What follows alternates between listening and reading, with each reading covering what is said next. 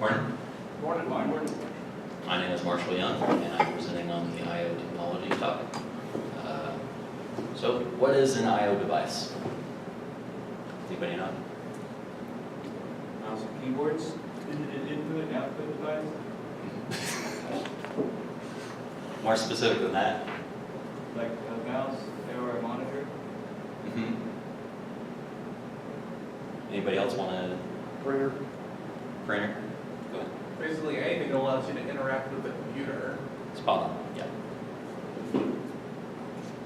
So that's the formal definition of it, but we pretty much covered it. So a couple of typical examples would be a RAID card, again, internal I/O device. Same with the GPU, a hard drive, and an SSD. External would be a monitor, keyboard, mouse, and printer.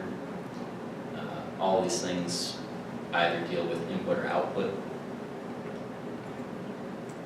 Externally, we have an external hard drive, external GPU, and an enclosure, a video capture card, a sound capture card, a wireless NIC, and a wireless floppy drive, which is obsolete, but still relevant.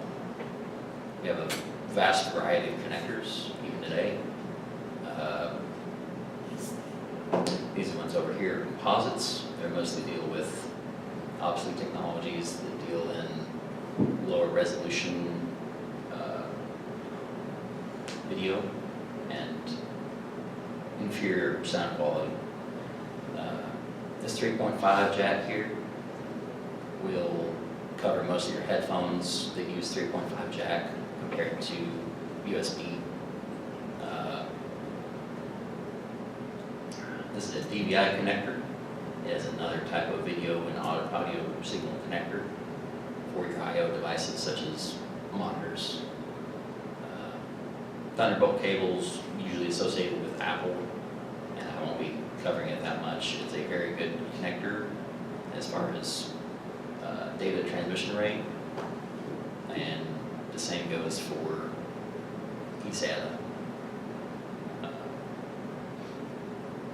But the best thing I'd like to suggest would be the USB 3.0 and the Type-C connector, because it would carry us well into the future as far as data rates. So input, your typing on a computer, how does that information get into your computer? It just gets transmitted into binary, which is a collection of bits. 8 bits makes a byte, and the reverse is true when the computer tries to output the system, say, to a monitor. That's how all of this is being transmitted, is through binary, zeros and ones, to actually form photos and audio, pretty much everything. If you wanted to print a file, it's binary. If you wanted to, well, if you wanted to listen to some music, say on YouTube, it'd be binary, all of it through binary. So, definition of USB is just a industry standard. It uses a set of connectors, protocol, communication, and it supplies power between your computer and your devices. Most of your devices use some type of USB.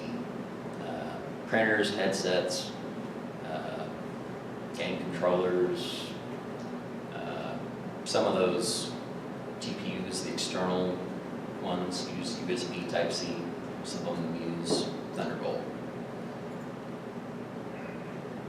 HIDs, human interface devices, are just a class of USB devices. Interestingly, keyboards have its own set of RAM in order to transmit binary, in order to communicate with the USB protocol, in order to communicate with the OS. So we have different types of USBs here. Versions 1.1 through 3.1, most common. Something to note here is you can never have a Type A connector with a Type A connector, because both devices will draw 5 volts power, and there's not enough power to go natively on the connector from the master device to the slave device. So, Type A connectors are the most common and stems from your computer, and secondary connectors go to your devices if you wanted to charge or exchange data from, say, your smartphone. You took a picture, you want to have it on your computer, you plug your A connector into your computer, and most commonly a micro connector type to your smartphone, and then you can do file transfers that way. There's something called duplex modes. Half and full are version dependent, and they're also connector dependent. Duplexing is just how the signal is transmitted. Full duplex is both sending and receiving at the same time. Half duplex only means you can only transmit in one direction.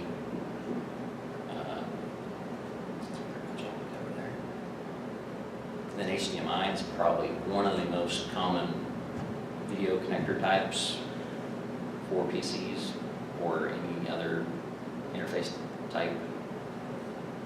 Type A would be this standard here. It's the most common. I've only seen the micros used on video cameras. It's also used probably on this projector.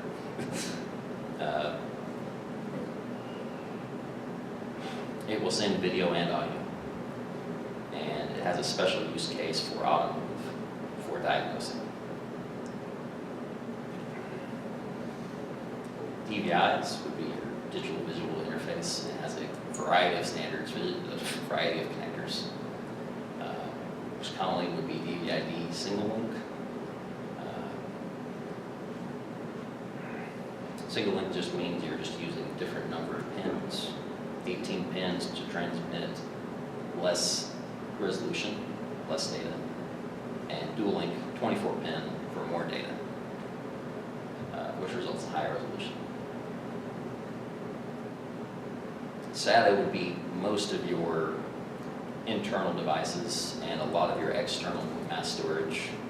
If you come up here and take a look at these visual aids, there's 2 examples of a SATA hard drive and a SATA CD player, DVD drive. And they could most commonly transmit at 6 gigabits per second. Although a newer standard of NVMe drive that runs on the SATA bus, it gets directly inserted into a motherboard, compared to eSATA, which is just a physical connector running from your computer to your mass storage device. It's a 7-pin for the data connector, and I believe 15-pin on your power, which is just connected right here on this SATA SSD.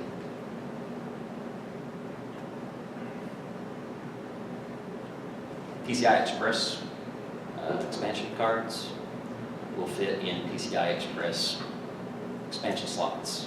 The 1, 4, 8, and 16 standards accommodate different levels of throughput.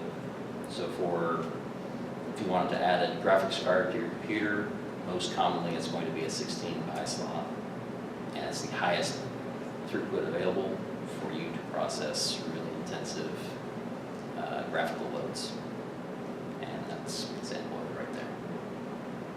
In fact, that card down there is a 16 slot.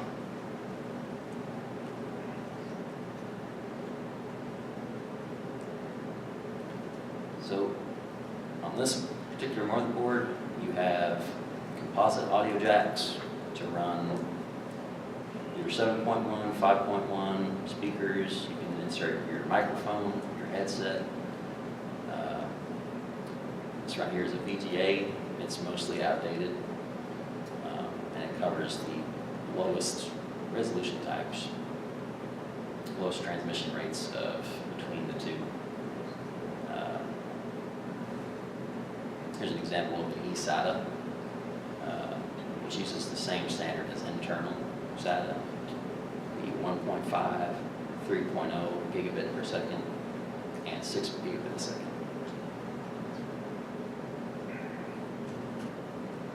So, how do hardware communicate with the computer and you?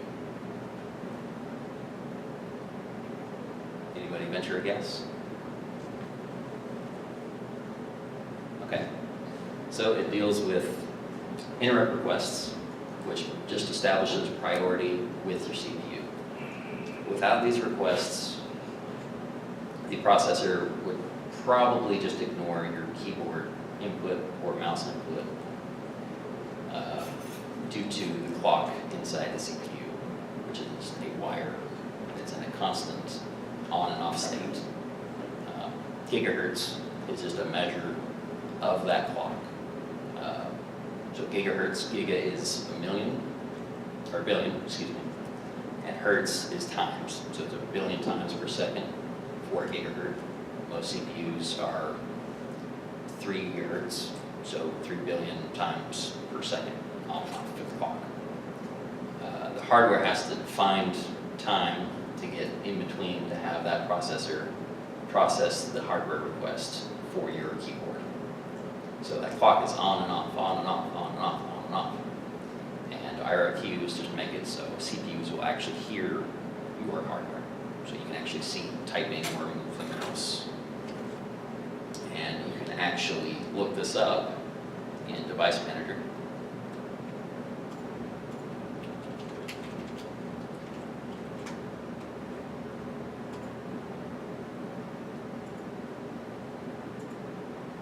Right here.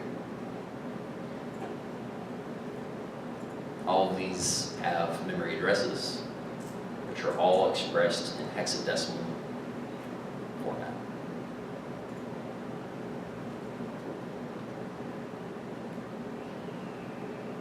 What are memory addresses? Anybody know? Anybody want to try? That's where it's located in the RAM. I'm sorry? That's where it's located in the RAM. Yes.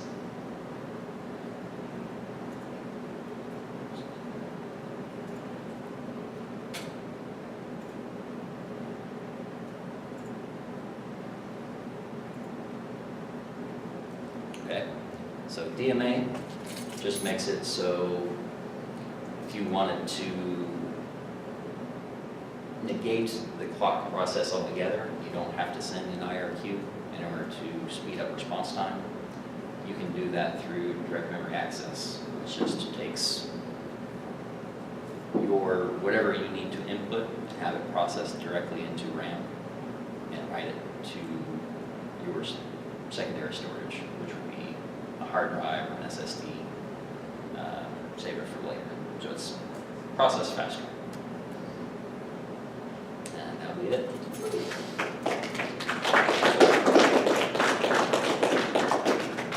Any questions?